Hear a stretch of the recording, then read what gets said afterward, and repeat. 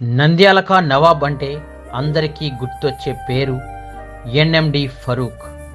రాజకీయంగా ఆయన 4 దశాబ్దాలుగా నంద్యాల ప్రాంతంలో ఒకే పార్టీ ఒకే గుర్తుపై పోటీ చేస్తుండడం ప్రత్యేకత.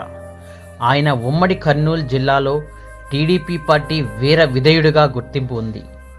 తను నమ్మిన పార్టీ సిద్ధాంతమే తనకి మరోసారి మంత్రి పదవి కట్టబెట్టిందా అంటే అవుననే చెబుతున్నారు రాజకీయ విశ్లేషకులు. 1992వ సంవత్సరం ఉమ్మడి కర్నూలు జిల్లాలోని నంద్యాల మున్సిపాలిటీలో స్వతంత్ర అభ్యర్థిగా చాంద్బాడ ప్రాంతం నుంచి పోటీ చేసి రాజకీయ అరంగేటం చేశారు ఫరూక్.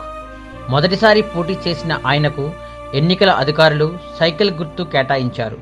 సైకిల్ గుర్తుపై మొదటిసారి పోటీ చేసి గెలిచి వైస్ చైర్మన్గా పదవి చేపట్టారు ఫరూక్. పోటీ చేసిన మొదటిసారి సైకిల్ గుర్తు రావడం, అదే గుర్తుపై ఆయన ఇప్పటి వరకు పోటీ చేయడం అంతా యాదృచ్ఛికంగా జరిగింది.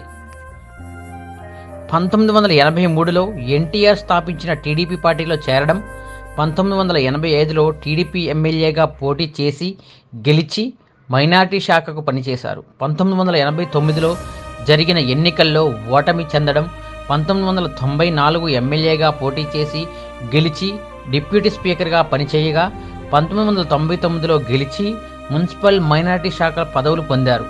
2004 ఎమ్మెల్యేగా పోటీ చేసి ఓటమి పాలు కాగా 2009, 2014లో నంద్యాల ఎంపీగా పోటీ చేసి 2 సార్లు ఓటమి చెందారు. అనంతరం 2017లో చంద్రబాబు నాయుడు ఫరూక్ ఎమ్మెల్సీ చేసి మండలి చైర్మన్ పదవి ఇచ్చి గౌరవించారు.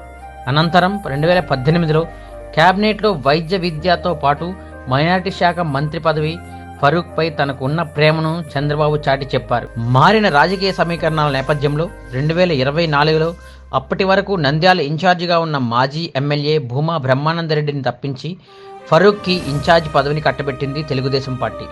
కొన్ని నెలలకే నంద్యాల టికెట్ కట్టబెట్టింది. చంద్రబాబు తనపై పెట్టుకున్న నమ్మకాన్ని వమ్ము చేయకుండా ఫరూక్ ఎంతో గట్టిగా కృషి చేసి తన సమీప ప్రత్యర్థి శిల్పా రవిపై 12,333 ఓట్ల మెజారిటీతో గెలుపొందారు. నంద్యాలలో తన సత్తా చాటారు. నంద్యాలలో ఫరూక్కు మంత్రి పదవి రావడంతో టీడీపీ శ్రేణులు, ఫరూక్ అభిమానులు ఫరూక్ను నంద్యాల్కా నవాబ్ అంటూ కొనియాడుతూ సంబరాలు చేసుకుంటున్నారు. కొత్త జిల్లా ఏర్పడిన తర్వాత ఫరూక్కు మంత్రి పదవి రావడంతో నంద్యాల బుల్లెట్ ట్రైన్ స్పీడ్తో అభివృద్ధిలో ముందుకు సాగిపోతుందని ప్రజలు ఆశాభావం వ్యక్తం చేస్తున్నారు. ఇది ప్రజా విజయం. ప్రజల్లో చైతన్యం వచ్చింది, మార్పు కోరినారు, ప్రజలు చూపించారు. ఈరోజు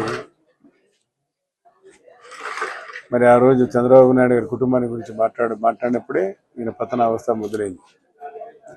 అసెంబ్లీ సమావేశాలు జరిగేటప్పుడు నేను కూడా కౌన్సిల్లో ఉన్నాము. అప్పుడు చంద్రబాబు నాయుడు గారు వాగ్దానం చేసినప్పుడు జరిగేది, మళ్ళా ఏ రకంగా అయితే ఎన్టీ రామారావు గారు మళ్ళా సభలో నేను అధికారంలో చూస్తానని చెప్పడం జరుగుతుందో అదే రకంగా చంద్రబాబు నాయుడు గారు కూడా మళ్ళా నేను అధికారంలో మళ్ళా ముఖ్యమంత్రి కానీ ఈ సభలో కూడా అడుగు పెడతానని చెప్పడం జరిగింది. మరి దాని ప్రతీకారంగా ఈరోజు చంద్రబాబు నాయుడు గారు తెలుగుదేశం పార్టీ ప్రభంజనం రాష్ట్ర వ్యాప్తంగా వీస్తూ ఉంది. మరి దీనికి కారణం స్వయం కృపారాధం జగన్ గారిది. ఆయన చేసుకున్న తప్పుడు విధానాలే ఆయన గుర్తుకొస్తాయి.